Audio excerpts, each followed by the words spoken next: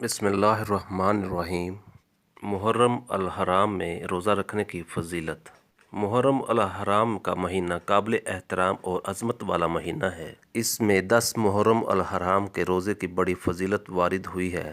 رمضان کے علاوہ باقی 11 مہینوں کے روزوں میں محرم کی 10ویں تاریخ کے روزے کا ثواب سب سے زیادہ ہے، اور اس ایک روزے کی وجہ سے گزرے ہوئے ایک سال کے گناہ صغیرہ معاف ہو جاتے ہیں۔ اس کے ساتھ 9ویں یا 11ویں تاریخ کا روزہ رکھنا بھی مستحب ہے، اور یوم عاشوراء کے علاوہ اس پورے مہینے میں بھی روزے رکھنے کی فضیلت احادیث میں وارد ہوئی ہے، اور آپ صلی اللہ علیہ وآلہ وسلم نے ماہ محرم میں روزہ رکھنے کی ترغیب دی ہے۔